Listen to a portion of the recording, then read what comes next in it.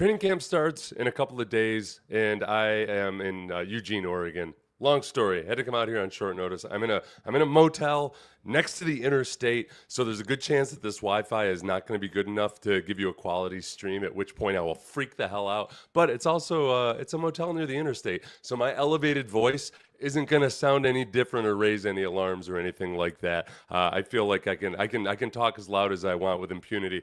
You know, I don't get upset about rankings. I try real hard not to, especially when they come from national outlets where they don't know all the stories about each team and so forth. Yeah, ESPN, in a committee affair with multiple writers, put out one of the most absurd things I've ever seen, and several of which this was not just an oversight. They ranked the rosters, and I'm not even upset about the overall roster rankings. They put the Texans at 13th. I think it's low, but whatever. It's the methodology behind it. I'm gonna bring this up right now. This just brace yourself. I highlighted some of the parts that are most notably egregiously bad. Okay, just look over to the right of your screen. Okay, defensive tackle, look, that's going to be a rotation. I'm not going to get overly worked up about that. Your starting linebacker, Danico Autry. Where the hell are they getting that from? Starting linebacker in a 4-3. You're saying Danico Autry is going to be one of the starting linebackers? He's as likely to be a defensive tackle or a defensive end. He's not. Oh my God. So there's that. Then you scroll down. Safety. Jimmy Ward. No mention in the write-up that I'm going to show about Jimmy Ward's current legal situation or the fact that Kalen Bullock was really, really promising and expected to start this year, and that you've got C.J. Gardner-Johnson there. They've got him listed at least. And then you go over to the left and look.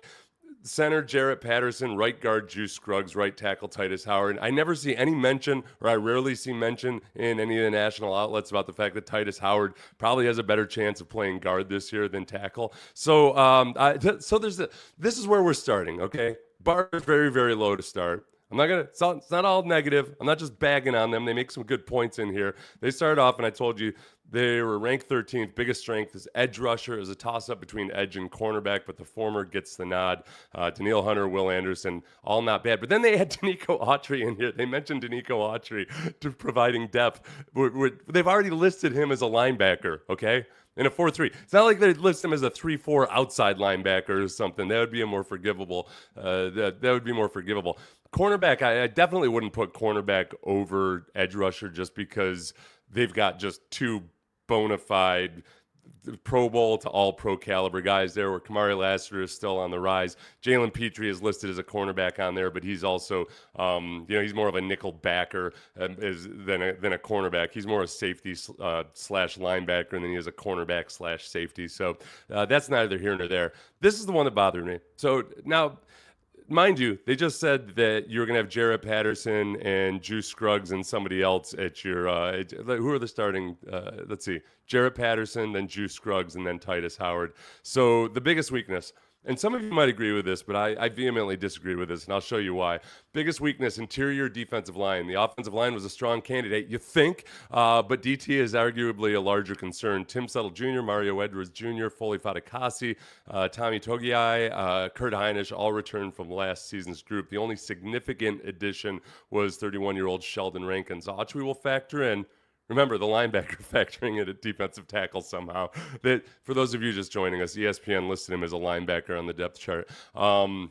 He's entering his age 34 season and is primarily aligned at edge. No one from this group cleared 31 tackles or an above average PFF grade in 2024. I get all that. There's not any. There's no man-eating beasts in behemoths in the defensive tackle group, but the Texans did have a solid run defense that got better as the year went along, and this is what was most notable, and I wanted to fact check myself about this beforehand, and I'm glad I did, because if you think about the run defense, they did, in my opinion, they started having the defensive tackles play a little bit differently, a little less aggressively at times, and a little bit more like old school read and react defensive tackles at times to try to sew up that run defense.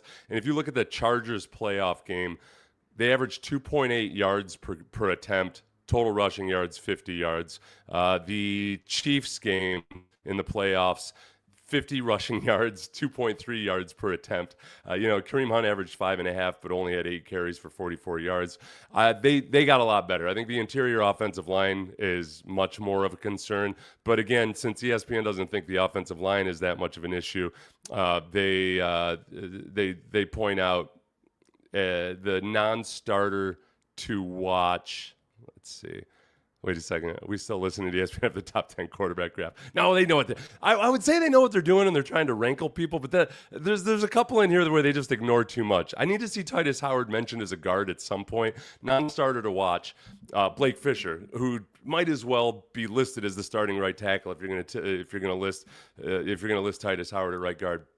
I'm on Pacific time here, by the way, so if I start to lag, it's getting me, man. I've been up since 2 a.m., okay? Been up since 2 a.m. Pacific time. It's 4:58 Pacific time right now, and it might as well be midnight.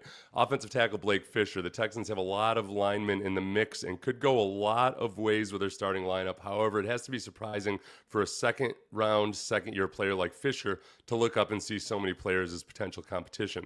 Fisher had some average at best games at right tackle last season and rough lowlights against the Chiefs in the AFC divisional round. His 85.6% pass block win rate was well below average. Yeah, and George Karlaftis, by the way, just got an extension. If you didn't see that news, the defensive end that gave Blake Fisher such a hard time. I think the other guy that maybe they wouldn't have mentioned him because he's a rookie, but Ariante Ursary, obviously. Ariante Ursary and Blake Fisher at right tackle is really the competition to watch. I think realistically, Cam Robinson's probably going to be your starting left tackle.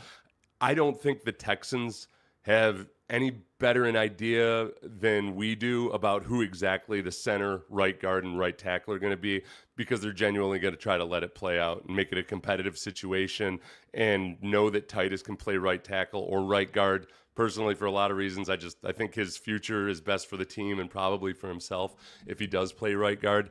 But that's completely and totally up in the air. X Factor, this isn't bad. I disagree with this one. Oh, here we go. Sorry. I'm sorry, everybody. I keep checking the comments because I know this Wi-Fi in this motel is so bad. So the X Factor, I disagree with this, but it's not a huge deal. Rookie wide receiver Jaden Higgins.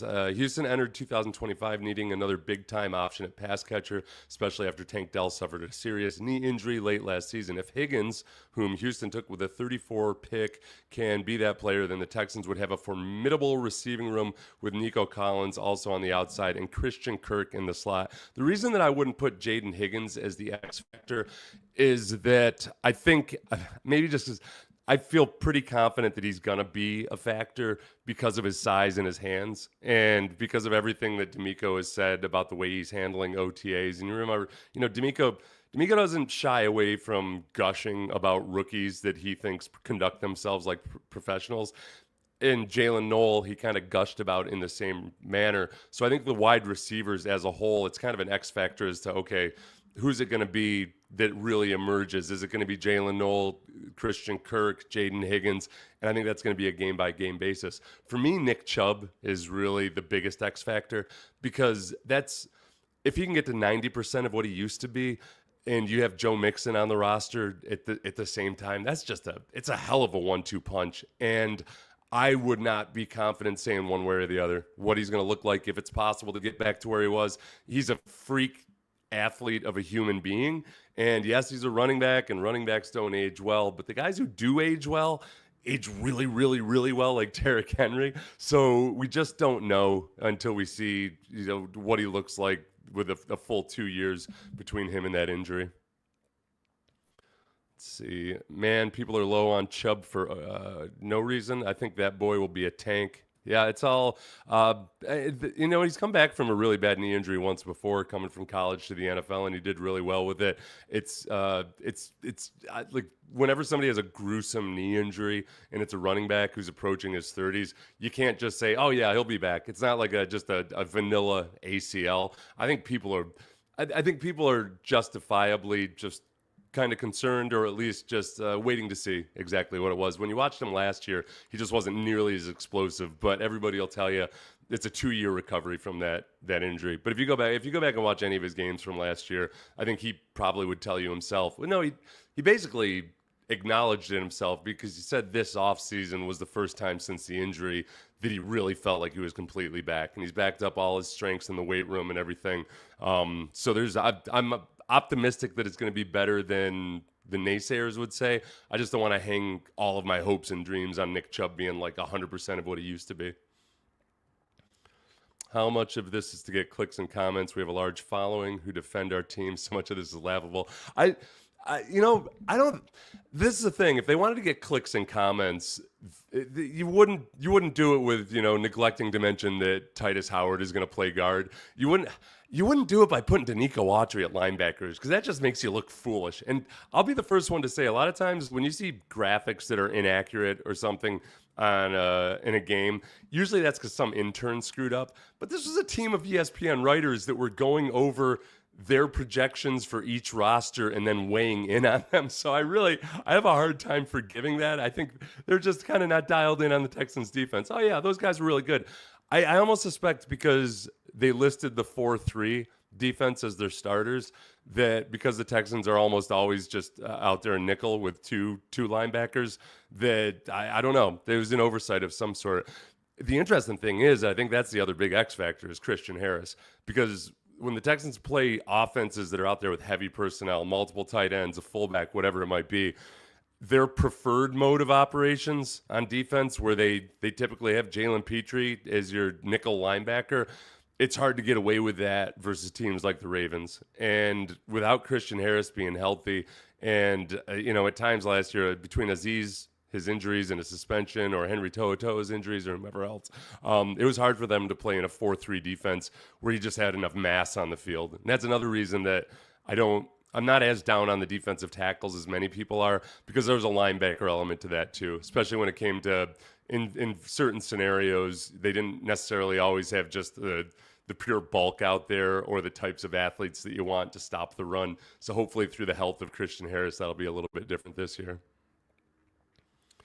When they said interior defensive line was the biggest concern over the O-line, I'm like, they haven't watched a Texans game in the last 2 years, right? And the Texans defensive line, the defensive tackles, to be fair, they said the defensive tackles were the biggest concern. The pass rush and the push is fine from the inside. Those guys might not rack up a bunch of sacks. I think Tim Settle has potential to get more sacks, maybe a career high in sacks. I was thinking about him this morning because I really liked some of the stuff he did last year. I mean, he flashed, and we talked to Nick Caserio in the offseason, or did he say it? He might have said it in a press conference. I can't remember if it was on our show or not. That he just had he had to get his weight in control. And last year in training camp, when I first saw him, I was like, that is a big dude. And maybe you could get away with being a certain weight in Buffalo, but when you're practicing outside every day in Houston, it's a little bit different. But if he can get his weight under control, he moves really, really well for a big guy. And he's got some shimmy to him. He's got some polished pass rush moves. He's not afraid to talk smack, which I like. For a fact, if any of our players run at any other team, they would be praising them heavily. I love that we're overlooked. We are who we are. They have to feel us eventually. I think especially on defense, whenever, and this is kind of my rule on defense or offense, like if an offense is performing really well and you got a couple of offensive guards that you don't feel great about, and you think, they're just journeymen, they're just guys. Like, who cares? Like, those are the guys that help you pay the other guys. So the journeymen or the guys that just are kind of role players, those guys are just so vital. And with defensive tackle, they're going to have to pay Will Anderson. They've already paid Danielle Hunter. You got some higher priced veteran defensive ends like Danico Autry out there. So yes, if they strike gold in the draft on a defensive tackle, that would be awesome. But by and large, I kind of look at the defensive tackles on this team as it's like your relief staff, and not your Josh Hader, but the guys, in the six, not even your, let's see, we would not a Brayu. We'd go even towards like it's tough this year because I don't want to insult anybody. The relievers have done so well, but a guy that's going to come in the 5th or 6th inning, perhaps. That's there's a rotation there, and they can outperform the expectations. Oh, I better get going. So I'm in Eugene right now. I'm going to be potentially a little bit delayed getting back to Houston for training camp, but I'm going to try to have like John Harris and as many people on that are on the field. Sean Pendergast I'll probably have on at some point. And let's see, if D'Amico ever got an elite D tackle, it would be game over. Yeah. he wants to sign a defensive lineman every single day. Please like and subscribe and all that other stuff. Everybody have a great one. Looking forward to the next couple days.